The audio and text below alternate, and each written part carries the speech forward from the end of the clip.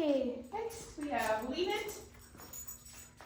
So to practice Leave It, how we practice it here is just simply by teaching the dog how to ignore something that it really wants in order to get the thing that it really wants. So we're teaching the dog to think for herself a little bit more than us telling her every single time that she sees something that she may want, telling her leave it and implementing some kind of force to keep her from doing that. We're teaching her to use her own brain and use her own skills to learn to leave something alone, and that you may give her something better, or may give her access to the thing that she wants by her cooperating with you, instead of just pulling you to whatever it is that she wants, or just stealing it because she wants it. So to start out, we started by just taking approximately 10 to 20 pieces of food in our hand and presenting it to her. Yes, if she does not go for it, we mark a reward, and this is the first step. She's obviously going a lot further than that, so we'll quickly go along to an open hand. And if she comes for it, just close your hand. Yes. This is something that I like to bring out in public, or if I ever go out to a park and my dog seems to be a little bit distracted, I will bring out the stage 2 of Leave It, which is what this is. And it helps you, yes, get a little bit of thinking going on and calm your brain down a little bit. Yes. And the goal is for her to stay away from my hand and not try and keep coming back for it. Yes. Because practically, if there's a piece of pizza on the ground that we really don't want her to get, we don't want her going up to it, looking at it, ignoring it, coming back to you because she ignored it, and then going right back to it and eating it. We want her to ignore it completely from the get-go and not try to get it in the first place. So moving on, since stage 2 Leave It is really good, we're moving to stage 3 Leave It, which is all the way on the floor. And we're just going to keep that covered with our hand until we're comfortable that we know she's not going to get it when we just lift our hand up. And if she goes for it at all, I'm just going to simply cover it back up with my hand. Yes! And then mark and reward her for staying away.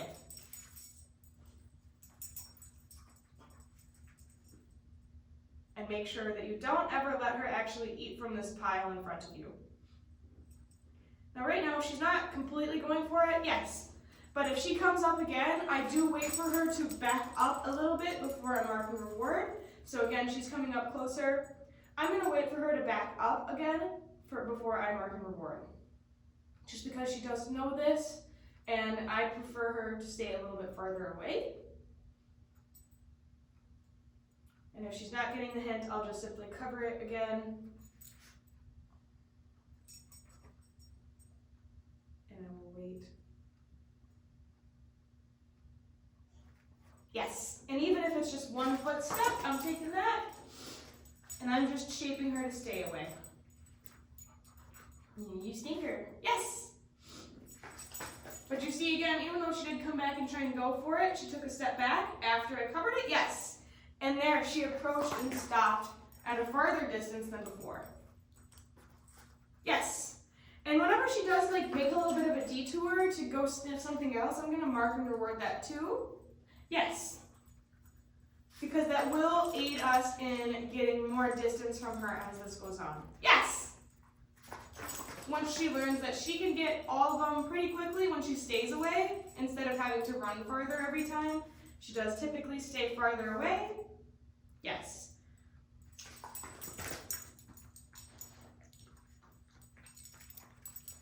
Yes.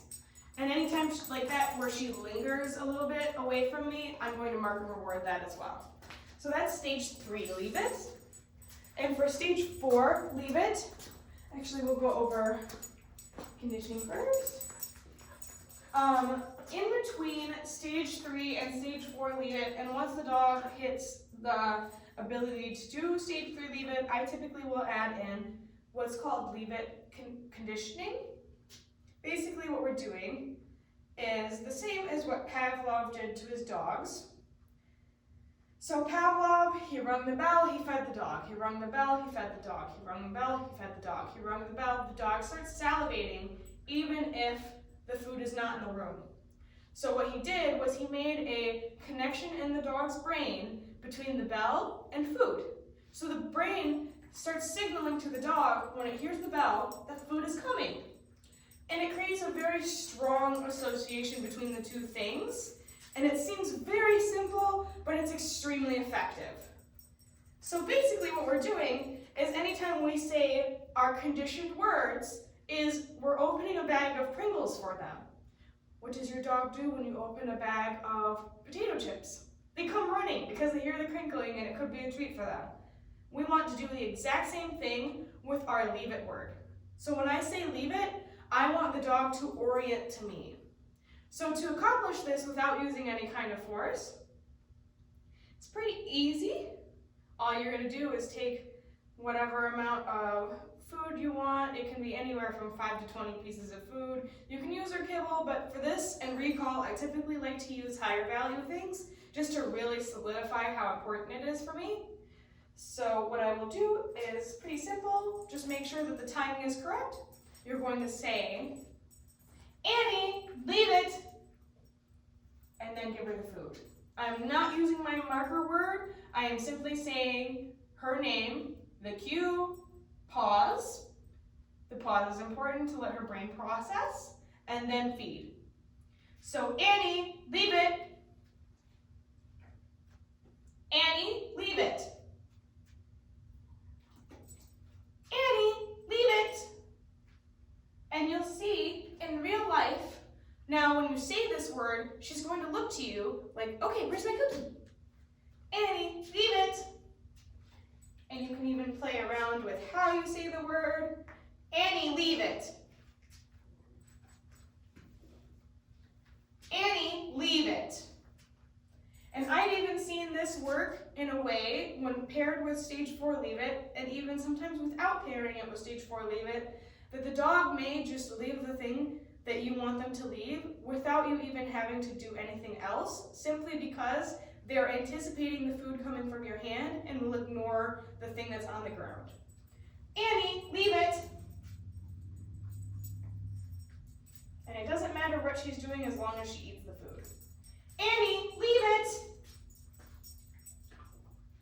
Annie, leave it. And even there, if you notice, when she went to sniff away, she stopped what she was doing when she heard the word. Annie, leave it. So that's, okay, that is leave it conditioning. And then our final leave it exercise is stage 4 leave it.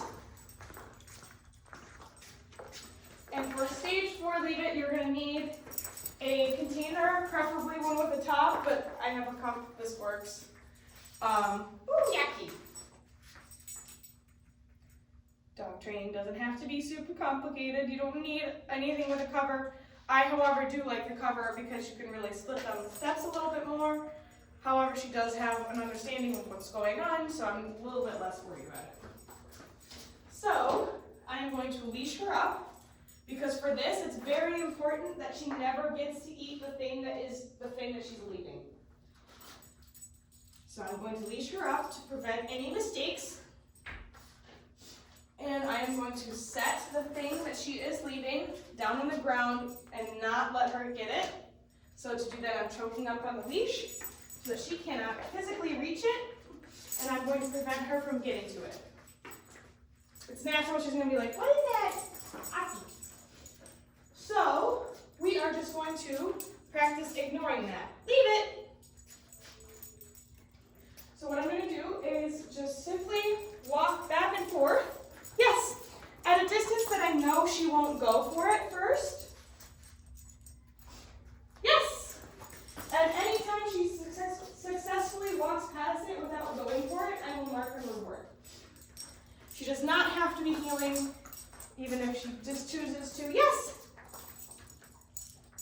And even if she does choose to go towards, yes, but not actually pull me at it, I will mark the reward. Yes! And once I know that this distance is pretty good, and we can do some reps, yes, where she barely looks at it, I will move slightly closer, and then do more cookies.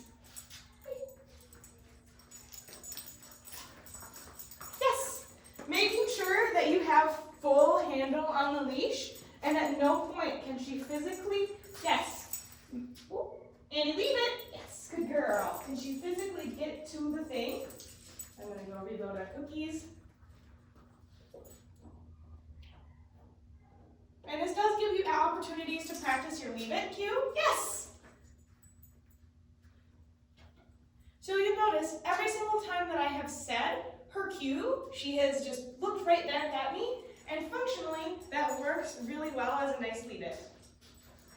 So we're just gonna go again, just a little bit closer, leave it. Yes! And I'm not going to do anything extra more than that. I'm not gonna say Annie, no. I'm not going to say anything other than her, yes, leave it cue. And I'm going to do nothing else. I'm not going to add leash pressure. I'm not going to move away unless she's really going for it.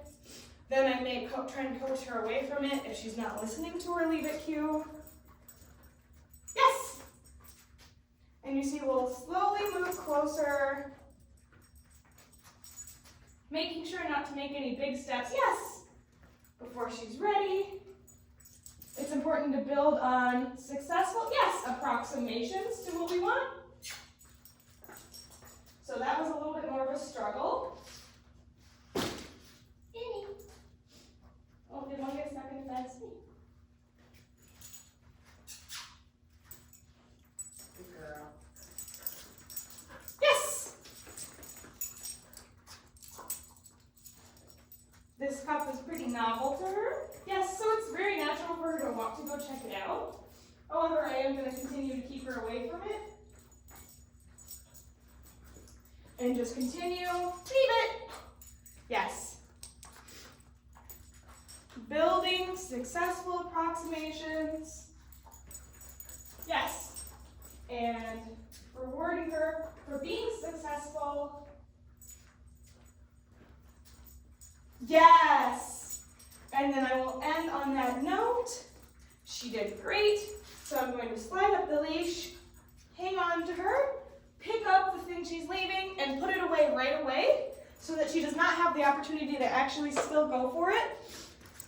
The reason that I want to make sure that she never actually does get what was inside that cup is because think of it in real life.